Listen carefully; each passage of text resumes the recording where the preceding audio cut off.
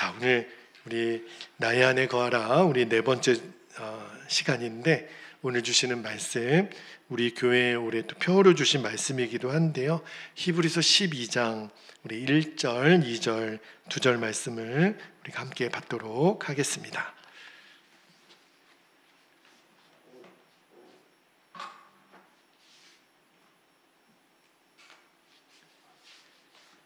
자, 우리 2절 말씀을 같이 합독하여 한 목소리로 읽도록 하겠습니다. 시작.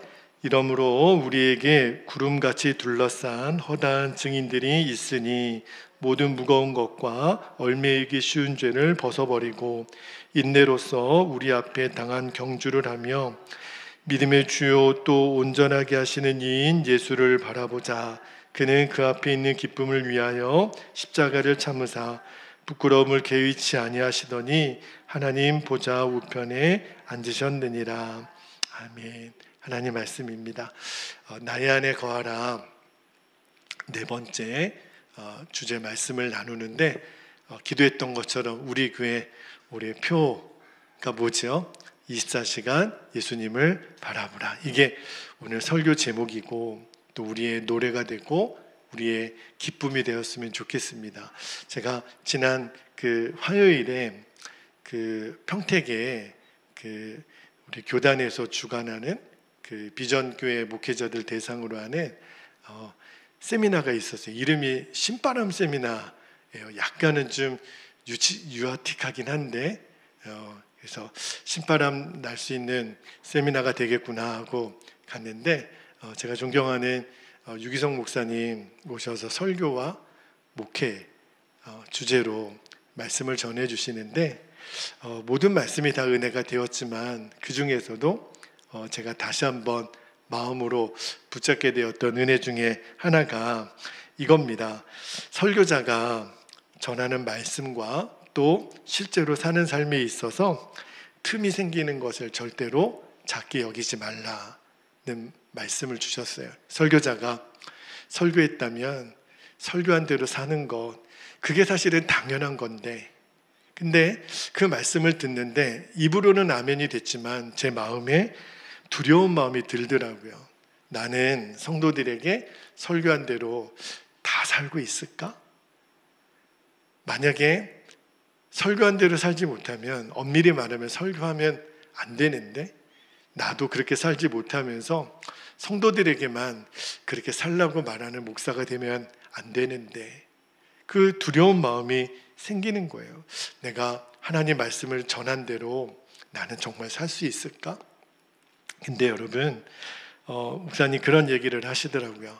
한국 교회의 가장 큰 불행 중에 불행이 뭐냐면, 목사는 설교한 대로 살지 않고 성도는 말씀을 듣는 대로 살지 않는 것, 이게 오늘날 한국 교회의 가장 큰 불행이다. 그 말씀을 하세요. 정말 이제 더 이상 우리가 거짓말하면 안 될 것 같아요. 그죠? 전했다면 전한 대로 살아야 되고, 또 살았던 것을 목사는 설교해야 될 것이며, 여러분도 마찬가지입니다. 여러분은 오늘 목사의 좋은 강연을 들으러 온 게 아니잖아요. 여러분이 노트도 하고 말씀을 다시 인터넷으로 또 듣는 수고까지도 하면서 말씀을 왜 듣죠? 우리가 말씀을 들었다면 그 말씀을 듣고 내가 그대로 살고자, 내가 변화되고자 하는 것까지 나아가야 진짜 말씀을 전하기도 한 거고 듣기도 한 거죠. 그러면 뒤집어서 말하면 우리의 살 길은 오직 하나, 목사도 성도도 하나님의 말씀에 순종하는 일에 생명을 거는 겁니다. 정말 그렇게 살기를 소망합니다. 그래야 우리의 인생이 무너지지 않아요. 예수님이 마태복음 7장 산상수훈 마지막 부분에서 마지막 24절에서 27절까지 뭐라고 말씀하셨냐면, 24절을 볼게요. 그러므로 누구든지 나의 이 말을 듣고 행하는 자는, 순종하는 자는 그 집을 반석 위에 지은 지혜로운 사람 같으리니 비가 내리고 창수가 나고 바람이 불어 그 집에 부딪히되 무너지지 아니하나니 이는 주추를 반석 위에 놓은 까닭이요. 26절에 보니까 나의 이 말을 듣고 행하지 아니하는 자는, 순종하지 아니하는 자는 그 집을 모래 위에 지은 어리석은 사람 같으리니 비가 내리고 창수가 나고 바람이 불어 그 집에 부딪힘에 무너져 그 무너짐이 심하니라. 이제 예수님 하신 말씀을 우리가 정신 바짝 차리고 들어서 어떤 말씀을 주시더라도 저는 전한 대로 사는 것이고 여러분은 듣는 대로 사라지는 은혜가 있기를 축복합니다. 그런데 우리의 고민이 하나 있어요. 하나님의 말씀대로 살아야 한다는 사실을 모르는 목사도 없고 모르는 성도도 없습니다. 근데요, 우리 안에 진짜 문제가 뭐냐면 우리 안에 하나님의 말씀대로 살 수 있다는 것 자체를 안 믿는 거예요. 이게 심각한 문제입니다.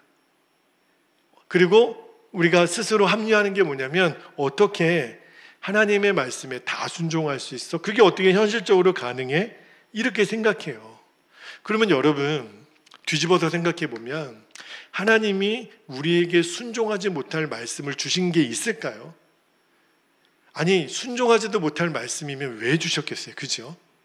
하나님이 우리에게 주신 말씀은 순종할 수 있고 또 하나 순종해야만 우리가 진짜 사는 거니까 그래서 주신 거라면 우리 마음에 어떤 말씀은 내가 생각해 봐서 내가 주판 이렇게 해가지고 내가 순종할 만하면 순종하고 이거는 좀 어려워 순종 안 하면 그러면 하나님은 하나님이 나에게 아니신 거죠. 그죠? 여러분 만약에 주님이 우리에게 다른 종교들처럼 이렇게 살아라 저렇게 살아라 명령만 하셨다면 하나님 말씀에 순종하는 것은 불가능할 거예요. 왜 그러냐면 우리 안에는 하나님의 말씀대로 살 수 있는 힘이 원천적으로 존재하지 않아요. 그러면 어떤 이유로 말씀대로 순종하면서 살라 그렇게 하신 거죠? 아예 주님이 그 주신 방법이 너무너무 간단해요. 그죠? 그게 뭐냐면 24시간 예수님을 바라보라는 거예요. 그러니까 내가 이 말씀대로 살려고 애를 쓰지 말고 우리가 할 수 있는 일은 24시간 예수님을 바라보라. 그래서 주님이 그 답을 주시기 위해서 하신 일이 뭐냐면 십자가에서 예수님이 달려 돌아가시고 승천하시고 부활하셔서 승천하신 다음에 아예 그 주님이 성령님으로 우리 안에 오신 거예요. 그죠? 그러니까 역설적으로 우리가 하나님 말씀대로 살려고 노력하면 노력할수록 오히려 더 실패해요. 자, 주일에 우리가 갈라디아서 말씀을 나누고 있지만 유대인들은 율법을 잘 지키면 하나님께 사랑받을 수 있다라고 그들은 진짜 믿었어요. 그래서 몸부림을 쳤죠. 그러나 그들도 압니다. 율법은 다 지킬 수가 없는 거예요. 근데 그들은 그걸 통해서 몸부림을 쳤지만 오히려 자기들이 실패자이고 위선자라는 것을 확인하는 것밖에 없었어요. 근데 문제는 지금 이 구조에 빠져있는 한국교회 성도들이 너무 많습니다. 여전히 나는 율법주의자가 아니라고 말하면서도 계속 우리의 기준은 뭔가 하나님 앞에 해야 돼요. 그래야 내가 인정받고 그래야 내가 사랑받을 수 있다라고 생각하니까. 근데 하나님이 우리에게 원하시는 거는 딱 하나밖에 없습니다. 우리 안에 오신 예수님을 바라보라. 내 안에 오신 예수님을 바라보며 살라. 그것밖에는 없어요. 여러분, 육신의 눈으로는 예수님이 우리에게 보이지 않지만 우리가 영적으로는 늘 함께 계시는 예수님과 동행하는 것, 우리가 아까 찬양도 그렇게 했잖아요. 에녹과 같이 노아와 같이 예수님과 매일매일 동행하는 것이 매일매일 우리의 목표가 되시기를 축복합니다. 그러면 우리의 삶이 달라지지 않을 수가 없어요. 자, 오늘 읽은 히브리서 12장 2절의 앞부분만 다시 한번 볼게요. 믿음의 주요 또 온전하게 하시는 이인 예수를 바라보자. 저는 이것이 올해만 우리가 붙들고 이제 내년에는 잊어버릴 표현은 아니에요. 평생 저와 여러분의 노래가 되기를 축복합니다. 여러분, 우리가 기도할 때 우리들도 다 기도의 제목들이 있잖아요. 그런데 하나님이 좀처럼 빨리 우리에게 우리가 원하는 만큼 빨리 응답을 안 하실 때가 있죠. 제가 예전에 그 기도에 대한 시리즈 설교를 할 때도 말씀을 드렸지만, 우리는 응답을 원하지만 하나님이 원하시는 거는 저와 여러분의 주님과의 친밀한 교제에 있어요. 근데 우리는요, 어떤 실수를 종종 범하냐면 열심히 기도를 해서 응답을 받아요. 그래서 어떤 하나님의 뜻이 주어지면 우리는 하나님을 바라보지 않고 하나님이 내게 알려주신 그 목적지만을 향해서 무작정 달려가는 거예요. 제가 그런 실수를 너무 많이 했어요. 어떤 거냐면, 저의 기질적인 연약함이 뭐냐면, 저는 굉장히 목표 지향적이고 성취 지향적이에요. 내가 계획을 세웠다면 그 일이 되어져야 저는 만족이 되고 안심이 되는데, 그런데 뭐가 제 안에 문제냐면, 목적을 이루기 위해서 내 옆에 있는 사람들을 못 보는 거예요. 내 옆에 있는 사람이 뭐가 힘든지, 내 옆에 있는 사람이 뭐가 서운한지, 지금 무슨 문제가 있는지 전혀 나는 보지를 못하고 오직 목표만 향해서 달려가니까. 그리고 보니까 주님과의 관계도 늘 그러고 있더라고요. 주님, 저 어떻게 해야 돼요? 가르쳐 주세요. 주님이 가르쳐 주시면, 그러면 가르쳐 주신 주님을 같이 봐야 되는데 주님이 가르쳐 주신 그것만 보고 달려가니까 결국은 어떤 일이 벌어지냐면, 이상하다, 분명히 응답은 받았는데 왜 이렇게 힘들지? 너무 힘든 거예요. 목회도 힘들고 설교도 힘들고 잘 안 되니까 내가 뭐가 문제지? 주님이 오늘 말씀을 준비하면서 더 명확하게 주신 게 뭐냐면, 너는 빠른 응답을 구하지 말고 너와 지금 동행하는 나를 주목해야 돼. 그게 저에게 주신 응답이었어요. 여러분, 많은 사람들이 신세한탄을 하는 경우가 있죠. 근데 잘 들어보면, 내가 누구를 잘못 만나서 내가 이렇게 힘들지, 남편을 잘못 만나서, 아내를 잘못 만나서, 부모를 잘못 만나서, 친구를 잘못 만나서, 교회를 잘못 만나서, 누구를 잘못 만나서 내가 불행하지. 여러분, 절대 그렇지 않습니다. 우리는 생각하기를 나를 행복하게 해주는 게 어떤 사람이고 직장이고 사업이고 그게 다 따로 있는 줄 알아요. 목회자들도 마찬가지입니다. 많은 목사님들이 착각하고 있는 것 중에 하나가, 제가 감히 그렇게 말씀하는 것을 용서해 주세요. 목회자인 우리도 착각하는 것 중에 하나가, 어떤 교회는 행복한 교회가 있고 어떤 교회는 불행한 교회가 있다라고 생각해요. 여러분, 그렇게 교회가 행복한 교회, 불행한 교회가 나눠져 있을까요? 절대 그렇지가 않습니다. 그러니까 진짜 성공, 진짜 행복은요, 운명처럼 정해져 있는 게 아니라 계속해서 주님과 동행하는 가운데 누려지는 선물일 뿐이에요. 그러니까 이제부터 저와 여러분이 딱 목표를 정하기를, 이 목표도 어떤 성취지향적 목표를 말하는 게 아닙니다. 본질을 말하는 거예요. 우리는 어떤 것을 바라보고 향해 갈 때 주님이 주신 것보다 그것을 주신 주님을 더 주목하는 것, 이게 진짜라는 거예요.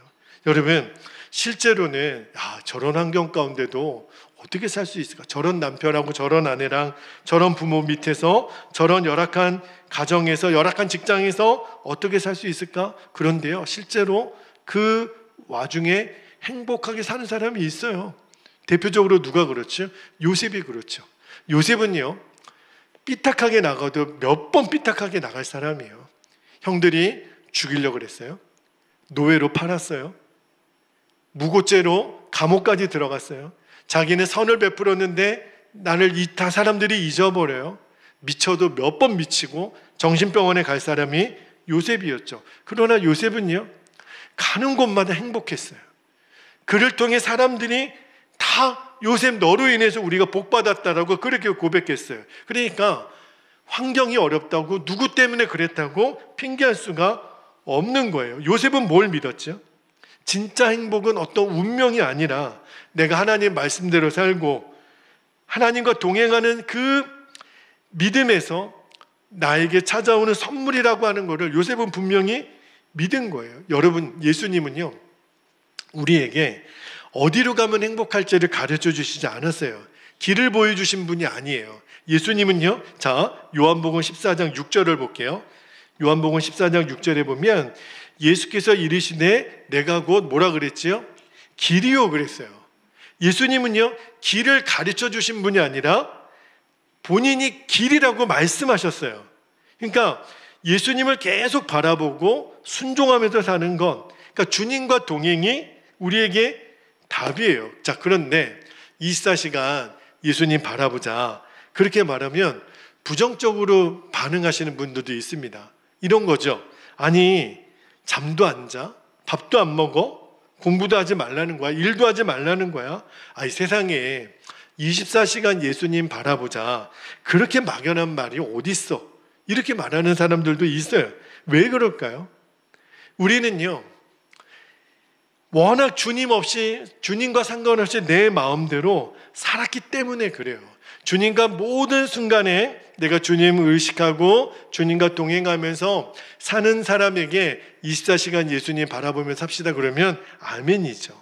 제가 지난 화요일에는 유기성 목사님 만나서 그런 귀한 은혜를 받았는데, 그 전날인 월요일 날에는 그 분당 우리 교회 이찬수 목사님이 꿈 넘어 꿈 프로젝트 목회자 세미나에 오셔서 말씀을 전해주시는데, 우리 목회자들을 위한 말씀을 우리 후배들에게 너무너무 꼭 하나 전해주시고 말씀이 있다고 해서 전해주시는데, 목사인 우리 보고 하나님의 인도함을 잘 받으시라고 그러시더라고요. 저는 하나님의 인도를 목사는 당연히 받고 있는 줄 알았는데, 근데 아니에요. 나는 하나님을 인도를 받고 있다라고 생각만 한다고 해서 받아치는 게 아니에요. 인도함을 어떻게 하면 되느냐, 이찬수 목사님 도전한 게 뭐냐면, 그래서 주님과의 친밀함을 날마다 점검하시라, 이 얘기를 해주시는 거예요. 그러니까 늘 판단의 기준이 목사인 내가 예수님에 대해서 얼마나 아는 것이 중요한 게 아니고, 지금 내가 예수님과 얼마나 친밀한가, 그거를 매일매일 점검하며 살아야 됩니다. 그거를 부탁하시더라고요. 제가 정말 하나님 앞에 귀 쓰이는 정말 귀한 목사님들 말씀을 들으면서 다 동일하시다. 하나님이 이렇게 목사님들을 귀하게 쓰시는 이유가 있구나, 공통점이 있구나. 늘 주님 안에 거하고 주님 그분으로 인하여 친밀함을 누리는 그 기쁨을 너무너무 누리고 살고 계시는 거예요. 자, 오늘 본문 말씀 히브리서 12장 1절 말씀을 다시 한번 볼게요. 1절에 보니까 이러므로 우리에게 구름같이 둘러싼 허다한 증인들이 있으니 모든 무거운 것과 얽매이기 쉬운 죄를 벗어버리고 인내로서 우리 앞에 당한 경주를 하며, 그렇게 말씀하잖아요. 여러분 꼭 기억하셔야 돼요. 말씀이 안 넘어가나요? 네, 히브리서 12장 1절 말씀이 넘겨주시면 좋겠습니다. 자, 여러분 우리가 얼마나 많은 사람들 앞에 노출되어 있는지는 절대 잊으면 안 돼요. 누가 한 사람만 나를 봐도요, 우리는 그 사람이 신경 쓰일 수밖에 없습니다. 여러분, 우리를 둘러싼 허다한 증인들이 우리를 지금 보고 있다 그랬어요. 이것만 우리가 늘 명심해도요, 우리의 삶이 얼마나 달라지겠어요. 그죠? 아니, 한 사람만 봐도 우리는 은밀한 죄 못 져요. 그런데 허다한 무리들이 우리를 보고 있다고 했으니, 여기 12장 1절을 보여주세요. 모든 무거운 것과 얽매이기 쉬운 죄를 벗어버리고 인내로서 우리 앞에 당한 경주를 하는 거는 진짜 당연한 거죠. 그죠? 그러니까 우리가 정말 깨달아야 할 것이 뭐냐면, 그 허다히 많은 증인들보다 우리가 바라볼 땐 진짜 눈이 있어요. 그 눈이 뭐냐면 내 안에 계신 예수님의 눈이에요. 허다히 많은 증인들보다 더 중요한 분이 내 안에 계신, 우리 안에 계신 주님이세요. 허다히 많은 증인들은요, 나의 외적인 행동만 보는 거죠. 그죠? 그러나 내 안에 계신 예수님은 나의 행동뿐만 아니라 내 안에 있는 생각까지도 다 지켜보고 계세요. 여러분 믿습니까? 이 사실을 믿는 것, 예수님이, 내 안에 계신 예수님이 나를 모든 순간에 지켜보시는데 내 생각까지도 다 지금 지켜보신다라는 것을 내가 믿는 것, 그게 예수님 믿는 거예요. 여러분, 예수님 믿는 거는 교회 다니는 것이 아니에요. 내 안에 예수님이 내 생각까지도 다 아신다. 그거를 진짜 아는 것. 여러분, 이 눈이 열린 사람은요, 반드시 삶이 바뀝니다. 근데 우리의 문제는 그렇게 예수님을 바라보십니까? 이렇게 질문하면, 다시 말하면 그렇게 예수님을 얼마나 생각하고 있습니까? 아침에 눈을 떴을 때부터 밥을 먹을 때, 길을 걸어갈 때, 공부할 때, 일을 할 때, 쉬는 시간에, 화장실 갈 때, 여러분, 우리는 예수님을 얼마나 생각할까요? 주님은 한순간도 떼지 않고 우리를 늘 바라보고 계시는데 우리는요, 주님을 좀처럼 의식하지 않아요. 그러면 어떤 일이 벌어지냐면 주일날 교회를 가면서도 부부싸움이에요. 왜냐하면 주님이 의식되지 않으니까. 그러니까 급하면 신호 어기고 아무데나 침 뱉고 정말 말도 안 되는 곳에 우리가 가고 아무 말이나 하고, 왜 그렇죠? 예수님 그분을 생각을 안 하는 거예요. 여러분, 우리가 급하고 어려운 일을 당하잖아요. 예를 들어 갑자기 큰 병이 내 안에 생겼어요. 그러면요, 체질이 바뀌는 거 아십니까? 여러분, 어떤 조금만 그 병만 있어도요, 여러분 당뇨가 있고 혈압이 있고, 여러분 식단이 달라지죠. 여러분, 다음 주 목요일이 수능인 거 아십니까? 지금 교회에 수험생 둔 그 부모님들이 새벽기도 나오라고 하지 않았는데도 새벽마다 나오세요. 수능이 코앞에 왔으니까. 그리고 간절히 기도해요. 너무 귀하죠? 근데 그들의 기도가 귀한 것을 하나님이 받으시려면 수능이 끝난 다음 날도 새벽기도 나와야 됩니다. 그죠? 수능 날까지만 기도하고 그 다음 날부터 기도 안 하는 것은 진짜 하나님을 믿는 게 아니에요. 만약에 내가 그렇게 지금 생각하고 있는 어려운 문제가 잘 해결됐어요. 그러면 주님 생각도 사라진다면 그건 진짜 문제입니다.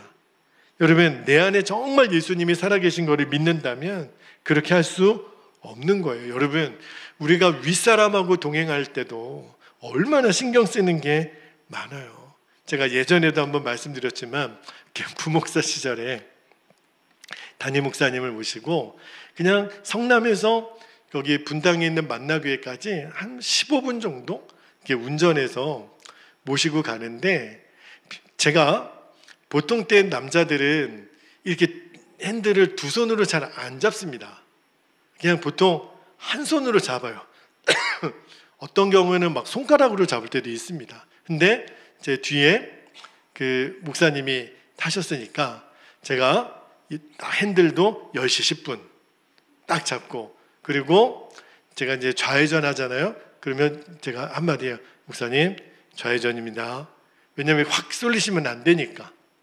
그리고 정지선에도 서는 듯 마는 듯, 출발할 때도 가는 듯 마는 듯, 내릴 때도 천천히, 그리고 문 열어드리고, 얼마나 신경이 쓰이는지 그 짧은 15분 가는데도 숨이 막힐 것 같더라고요.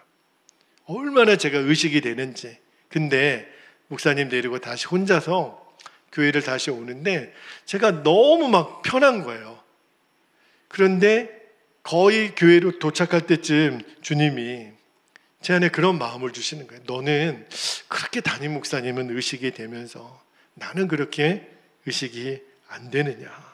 여러분, 내 안에 예수님이 계신 거를 진짜 알면 누가 옆에 있든 없든, 그죠? 우리는 계속해서 주님이 신경이 쓰일 수밖에 없죠. 그런데 주님이 내 안에 계시다라는 것을 교리로는 알지만 실제로는 우리가 안 믿는 거예요. 그러니까 행동도 말도 그렇게 엉터리가 되는 거죠. 여러분, 톨스토이의 인생 독본이라고 하는 책에 나오는 이야기인데, 어떤 수도사가 하나님께 이런 질문을 합니다. 주님, 어떻게 하면 주님께 충성스러운 삶을 살 수 있는지 제가 배우고 싶습니다. 그러니까 주님이 어떻게 응답해 주셨냐면, 저기 가면 나에게 아주 충성스러운 농부가 있는데 그 농부집에 가서 그를 잘 살펴봐라. 그러면 어떻게 주님께 충성하는지 그 비결을 배우게 될 거다. 그렇게 응답을 주신 거예요. 그러니까 이 수도사가 기대가 되는 거죠. 저 농부에게 특별한 비결이 있나 보다. 주님 앞에 어떻게 충성스러운 삶을 사는지 내가 가서 배워야지. 그래서 일주일 동안 같이 옆에서 사는 거예요. 그런데 아무리 살펴봐도 그 농부에게 특별한 게 없는 거예요. 특별히 기도를 많이 하는 것도 아니고 뭐 성경을 많이 읽는 것도 아니고 그냥 딱 하나 삶의 루틴이 있는데 아침에 일하러 가기 전에 주여 하고 일하러 가고, 그리고 하루 종일 열심히 일하고, 그리고 이제 밖에서 돌아와서 밤에 저녁 식사하고 주여 한마디 외치고 잠자는 거, 이것밖에 없는 거예요. 일하러 가기 전에 주여 외치고 잠자러 가기 전에 주여 하고 또 자고. 아니 일주일째 이것밖에는 못 보니까 수도사가 주님께 또 묻는 거예요. 주님 말씀대로 농부집 가서 살펴봤는데 배울 것이 없습니다. 아니 뭘 배우라고 하는 겁니까? 그랬더니 주님이 이렇게 말씀을 하셔요. 너 조그만 항아리에, 그러니까 이런 조그만 항아리죠, 물을 가득 담아서 이 동네 한 바퀴를 돌고 와라. 조건은 항아리에 든 물이 절대로 엎질려져서는 안 된다. 그러니까 수도사가 그렇게 했죠. 그래서 이렇게 물이 쏟아지면 안 되니까 얼마나 조심조심 이렇게 동네 한 바퀴를 돌고 왔겠어요. 그리고 이제 돌고 와서 주님이 시키는 대로 했습니다. 제가 한 방울도 흘리지 않고 동네 한 바퀴를 돌고 왔습니다. 그랬더니 주님이 이렇게 말씀하시는 거예요. 잘했다.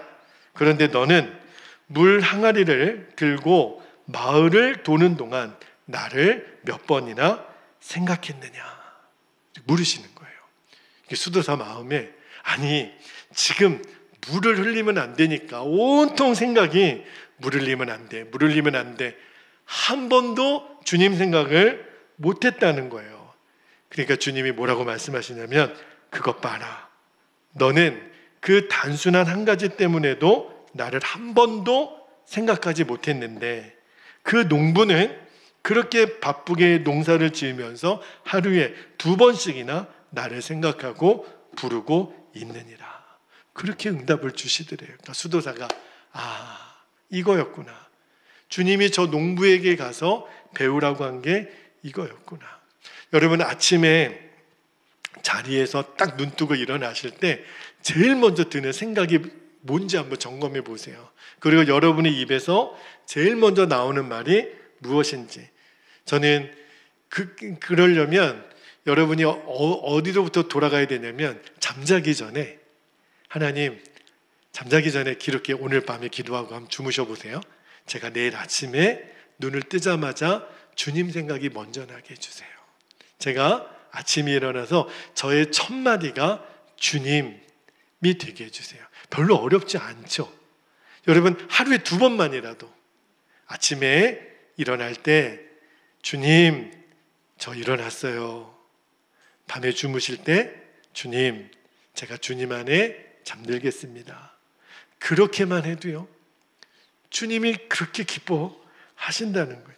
많은 사람들이 24시간 예수님을 정말 바라보며 살 수 있을까? 물론입니다. 그게 불가능하다면 주님 말씀을 안 하셨겠죠. 여러분 우리는 다 사실은요 뭔가를 바라보고 살고 있어요. 내가 아까도 말씀드렸지만 어떤 큰 질병이 다가오면 우리는 24시간 그것만 생각한다니까요. 24시간 주식만 생각하는 사람도 있고요, 자식만 생각하는 사람도 있고요, 돈만 생각하는 사람이 있고, 심지어는 24시간 원수를 생각하는 사람도 있어요. 그거는 생각하고 싶어서 생각하는 게 아니라 저절로 그렇게 돼요. 그런데 예수님은 24시간 바라보라 그러면 힘들다 그래요.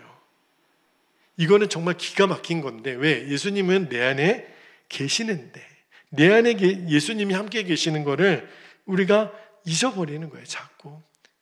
이게 기가 막힌 일이죠. 그래서 우리가 오늘 밤에 내가 예수님 안에 거하는 삶에 있어서 제일 중요한 삶은 내가 예수님 바라보는 것을 소홀히 여기지 않는 거예요.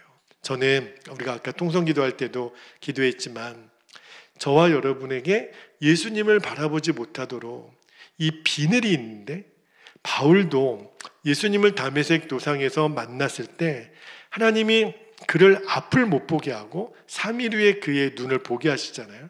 그때 비늘이 벗겨졌다는 표현을 써요. 저는 이 비늘이 벗겨져서 우리에게 예수님 바라보는 눈이 분명히 열리기를.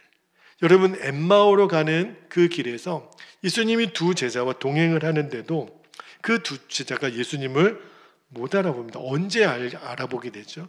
나중에 숙소에 돌아와서 떡을 뗄 때, 아, 예수님이시구나, 주님이시구나. 그러니까 우리도 주님이 나와 모든 시간에 함께 계세요.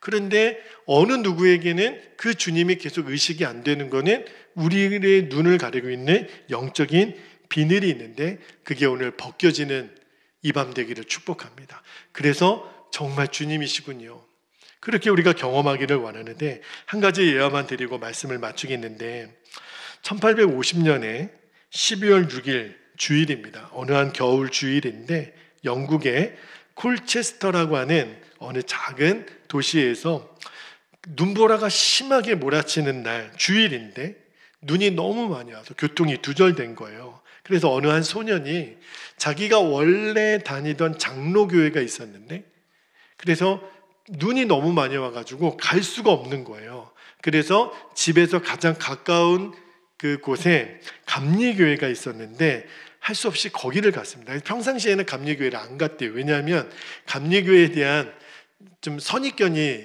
있었대요. 감리교회는 큰 소리로 찬양하고 통성기도하는 것 때문에 그런 이렇게 선입견이 있어서 자기는 안 갔는데, 근데 그날은 어쩔 수 없는 게 눈이 너무 많이 와가지고 그 교회를 갈 수밖에 없었는데, 근데 그날따라 눈이 너무 많이 와서 그 감리교회 목사님이 오실 수가 없는 거예요. 교회 문 열고 들어갔더니 성도들 한 12명이 앉아있는데 목사님이 못 온다고 연락을 받아서 어떤 키가 크고 마련한 남자 평신도가 단에 올라가서 오늘 목사님이 눈이 많이 와서 못 와서 제가 말씀을 대신 전하겠습니다. 그러면서 읽었던 본문 말씀이 이사야 45장 22절이었어요.